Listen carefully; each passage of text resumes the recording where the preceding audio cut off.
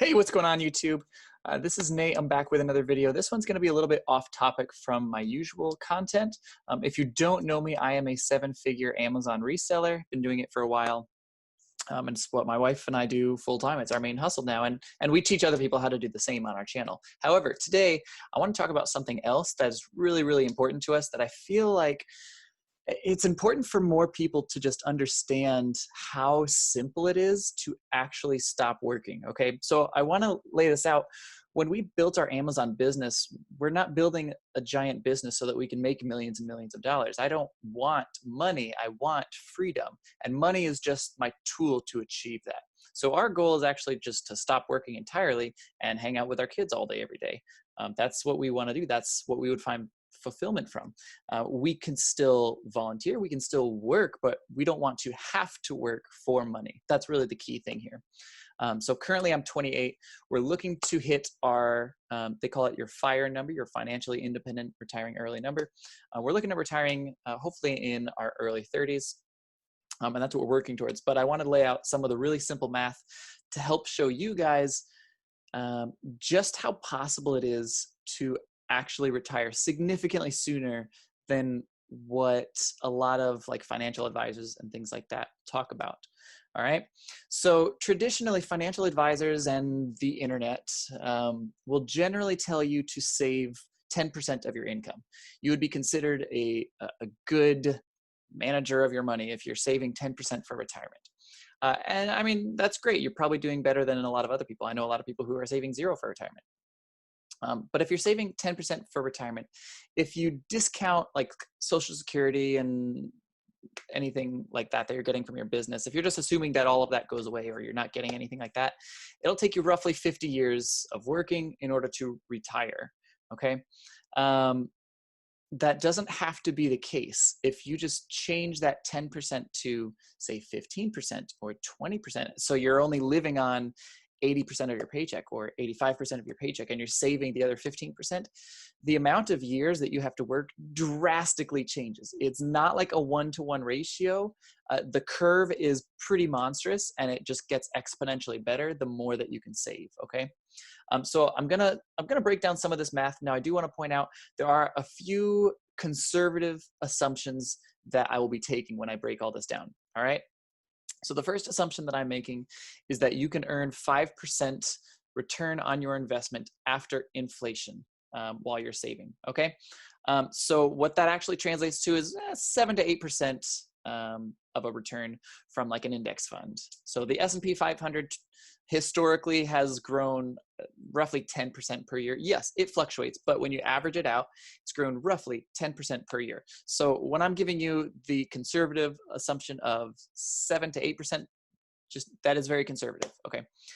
So we're assuming that you are earning 5% after inflation. I'm assuming that you can live off of a 4% withdrawal rate. So what a 4% withdrawal rate, or what some people call the 4% rule, is basically you can, if you're getting 5% of a return on your investment, you can withdraw 4% and that investment will continue to exist forever, okay? So let's just pretend like you're in Florida. I'll use sort of myself and my own experience as the example. So I'm in Central Florida. I used to be a public school teacher. Public school teachers in Central Florida make $40,000. They've made $40,000 for the past 15 years. They've never gotten a raise, and there's no raise in sight. So my condolences to you if you are a Central Florida teacher. But I'm going to use that as my example. So if you're making $40,000, and if $40,000 is what you need to survive, you'll need to save roughly $1 million because 4% of $1 million is $40,000. So if you've saved $1 million and you have that in a regular old unmanaged passive index fund, and you're getting your at least 5%, which I mean, if you get the S&P 500, that's more than enough. You can withdraw your 4%, get your $40,000 and live off of that $40,000 indefinitely. Now remember, this is already accounting for inflation. So some people are like, whoa, well, in 50 years, you can't live off of $40,000. Yes, I know that. We're already accounting for inflation with all of these numbers, okay? So yeah, so those are some of the assumptions that I want to go through.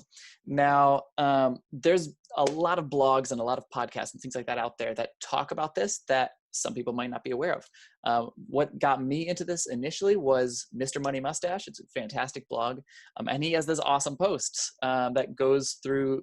They call it the shockingly simple math behind early retirement. Okay, and it really is super simple when you start breaking it down. So they've put together these tables of what percentage of your income you're saving versus spending and how many years you'll have to work. All right. So I'm going to pull this up on my screen. I'll pop it over there to you guys during this video so you can see. So if you're looking at this, you can see that if you are here at the top, your savings rate of 10%, you'll have to work for 51 years in order to save enough money to retire. Okay. Now, if you can just bump that 10% up to 15%, you knock off 8 years off of how long you have to work. All right. So I'm gonna jump back and use the example of a Florida public school teacher. Okay, making $40,000. If you're making $40,000 and you're saving 10%, okay, that means I'm saving $4,000 every single year. If I can somehow find $2,000 more that I can save, I will work 8 less years before I can retire. And that's huge, all right? So I wanna give you guys some actionable ideas of how you can actually save an extra $2,000 or 5% of your income, all right? So first, what I saw, well, myself, I did it some, and I saw a lot of other teachers was every single morning they were coming in with a nice big cup of Starbucks, which is great. Your kids are crazy, I get it. You need something to get you through the day. I totally understand. That Starbucks that you're buying every day costs you probably about $4, all right? $4, 5 days a week for 52 weeks a year. Let's say you're on the holidays and you skip a few, but it comes out to roughly $1,000 a year that you're spending on coffee. Boom, right there, that's 2% of your income that you are literally spending on coffee.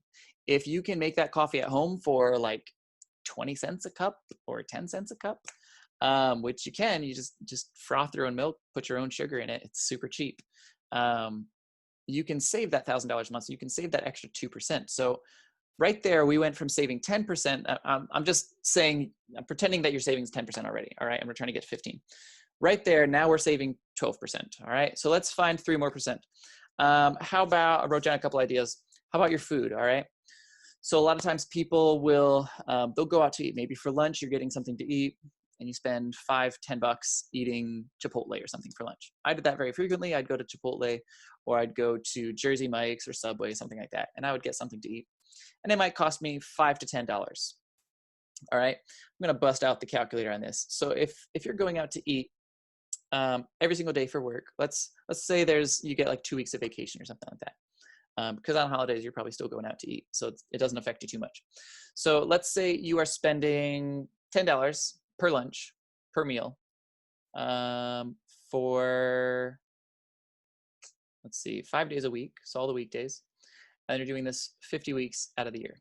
You're spending $2,500 on lunches during the year, all right? So if you combine $2,500, if you stop doing that, if you start packing your own lunch, you start bringing peanut butter and jelly, which like peanut butter and jelly is just fine. Like I eat peanut butter and jelly all the time and it's delicious. You don't like outgrow peanut butter and jelly. It's not like, oh, I gotta eat this crappy food. Like, no, it's still great food. It's just not Chipotle. It's something different.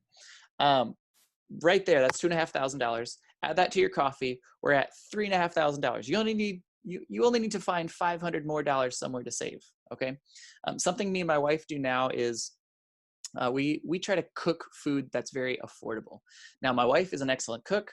I will cook occasionally. I'm not as good of a cook as she is, but I mean, cooking isn't difficult. You can't really be bad at cooking. You just follow instructions. You can be bad at cooking if you're bad at reading, but you've got a whole other problem if you're bad at reading. You just follow instructions. So if you've done any traveling to, let's say, Central America, South America, anywhere in Asia, anywhere in Africa, lots of parts of Europe, you'll see people who eat delicious meals for very, very cheap, okay? We did semesters abroad in the Dominican Republic for a while, and we would eat rice and beans and chicken pretty much every day. There's a couple exceptions, but we would eat it every day, and it was delicious, and everyone loves it, and we love it. And when people travel to these countries, you try local dishes and I was like, wow, this is so delicious. Those meals cost less than $1 per serving per person to make. And so what we've done in our own kitchen is we've just started eating things that are very cheap and affordable. We'll eat rice and beans. And it's not like, I'm not talking about eating like ramen out of a dish like you're back in college. Like you can eat rice and beans, it's very healthy. You can throw on a little bit of chicken, throw on some cheap vegetables, cut up some carrots, some green beans, whatever it is that you want. Those meals are under $1 per serving per person. That's very easy to achieve. If you don't think that's easy, $2 per person, all right? Stay under $2 per person and you'll still be saving a lot of money. So if you can, we'll say under $2, stay under $2 per person per meal. There's your extra $500 or more per year that you'll be saving. And that's an extra 4,000, which is an extra 10%. So we just went from, I'm going to post that table up again. You just went from a savings rate of 10% to a savings rate of 20%. Okay. Because we went from saving $4,000 a year to now we're saving $8,000 a year. All right. If you go from 10% to 20%, that is a 14-year difference. All right. So are you okay with not going out to eat for lunch, or are you okay with eating things like rice and beans, or eating Vietnamese food for dinner, things like that? Are you okay with doing that in order to not work 14 years of your life? Like, can you just imagine how much time 14 years, like, can you think back 14 years ago, where were you in life? Everything that's happened from there until now, like you wouldn't have to work that amount of time. It's an astronomical number when you actually sort of put it into perspective as far as what you won't have to do. So like our goal for our family, we want to raise our children ourselves. We want to spend our children's childhood with them. They say that it's something like 97% of all of the time you will ever spend with your children will happen before they are 18. All right. Because once they're 18, they go off to college, they get married, they have their own kids, they leave, and you still see them. But 97% of all of the time is now. We have young kids, so it's now for us. We don't want to spend that time working. We want to spend that time with our kids. All right. And I feel like most people out there probably have a similar goal. They just might not realize it. Money shouldn't be something that you're trying to get or reach out to or get big piles of. Money is just a tool. Yeah, go out and get the right tool, but you don't need to try and build some multi-billion-dollar business or try to start the next crazy side hustle. But yeah, it's very simple to learn. I'll go through a couple other things that we personally do or have done in the past, just to save even more money. So next on my list is get a cheap phone plan. If you're paying more than $40 a month for a phone in 2019, you are doing something wrong. The only exception to this rule is if you have like a company phone and they have Verizon. That's really the only exception to this rule. If you are buying your own phone plan, you can get any carrier for under $40 a month for enough gigs that you don't need to really worry about it. Unless you're like streaming videos all the time while you like ride the subway or something, you don't need unlimited data. You need 2 to 5 gigs tops. All right. So get a cheap phone plan. We use Google Fi. I think it's like $35 a month. I've never had to buy more data. You can buy more data for it. It comes with like 2 gigs or something like that. But I think we pay like $35 a month for us. And there's even cheaper ones out there. All right. So get a cheap phone plan. If you're paying more than $40, again, get rid of whatever you have and switch. There's sub carriers. So like if you're on Verizon, you can use Straight Talk. If you're on T-Mobile, you can use Metro. If you're on Sprint, you can use whoever Sprint uses, but there's always sub carriers that are cheaper than the main carriers, and there's no difference in service. It's the same exact thing. It's just a cell phone guy. Okay, next is use credit card points wisely. All right, so we don't go into debt using credit cards, but if I have, let's say I have $1,000 in the bank and I'm buying groceries, I will put groceries on my credit card and then I will pay off the credit card, and I've earned 2% points back or cash back on all of those groceries that I bought. Or for our Amazon business, we spend a lot of money on inventory for our business. We put all of that on credit cards. We immediately pay them off and we're not paying any interest on them, but we're earning points back.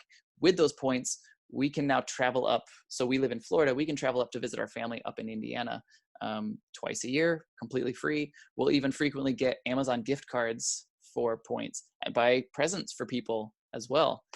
So we cut down on our travel spending, our vacations, our holidays, just visiting family.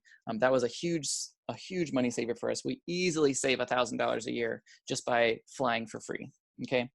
Another big one is house hacking. If you're unfamiliar with the term of house hacking, usually it's you're getting your house, but you are pulling other people into it so that you are not paying the same mortgage or the same rent that you normally would. So for example, maybe when you're looking at buying your next house, you see a house that's actually a duplex where it's like 2 3-bedroom houses that are connected in the middle. So it's like a 6-bedroom dwelling, but it's split down the middle. So it's 3 and 3.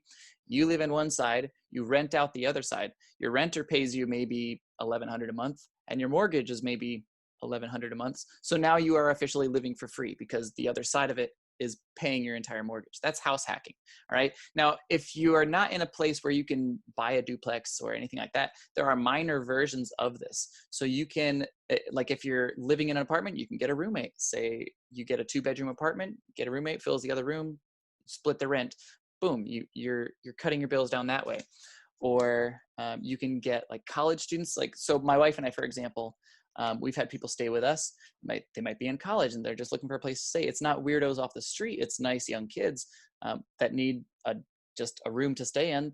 They're hardly ever here. Exchange students is a huge one. You can get exchange students that can help offset some costs. Yeah, there's lots of different ways that you can pull people into your house and rent out space that's already in your house to lower your bills. All right.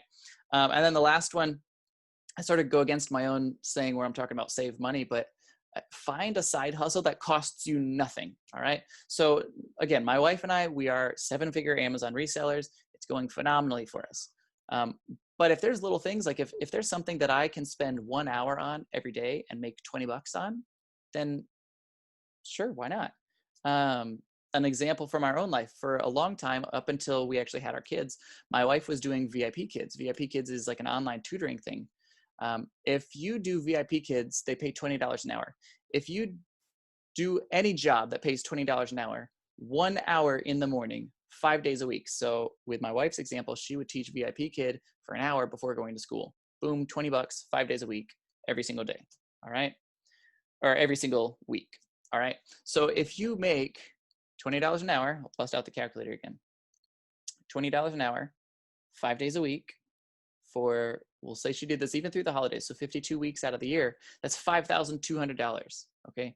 If your salary is only $40,000 and this is making you an extra $5,000, that is huge. That's more than 10% increase in your salary. So right there, we can take, if we look back at that chart that I'll put up, now you can go from a savings rate of 20% up to 30% savings rate. Okay. And now it only takes you 28 years to retire. And so you just keep stacking on these things and get that as low as possible. If you can get towards like the 50 to 70% savings rate, that's when you really get into like the crazy numbers. Because if you're saving that much money, like if you're saving roughly 60 to 65% of your income, you only have to work for 10 years and then you're done. It's like game over.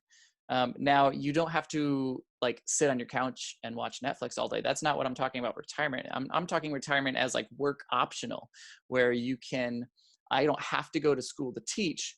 I don't have to make a paycheck. I can still teach people. I can go to a homeless shelter. Maybe there's kids there and I can tutor them all day. Or we can go overseas to like another area that needs help and we can teach them for free. We don't need a paycheck. So I can volunteer my time. I can still find fulfillment in my work without any money being connected to that work. And I think it's almost more fulfilling when there's no money involved, or even if you do have a regular job, like even if you continue teaching, like I know a number of people who they're millionaires, but they continue teaching because they just love it so much. And yeah, they're making a paycheck, but it's not about the paycheck. Like they're doing it because they want to give back. They find fulfillment in that. And that's fantastic. I just think it's important to have the freedom of, I don't have to have this job. I can do something else. I can move overseas to the middle of Central America and like work at some preschool for a year. And that's completely fine because you don't have any bills to pay and things like that. So yeah, that's sort of our story. It's something that we're really passionate about. If you're interested in our stuff, don't forget to check out the rest of our channel. If you enjoyed this video or you found this content interesting, smash that like button on YouTube. That tells YouTube that this is interesting content that people are getting value from. Let us know in the comment section below, what are some interesting ways that you save money if you are a big money saver? Some ways that you yourself are pushing towards FI. Maybe let us know sort of like what your goal is. So for us, for me personally, I'm 28 right now. I'm hoping to be retired before the age of 35. If that happens, great. If it doesn't, I'm just like everybody else. But if it does, then sweet. So let me know some of your goals, some of the things that you're doing, and we will see you on our other videos. All right? Hustle on, guys.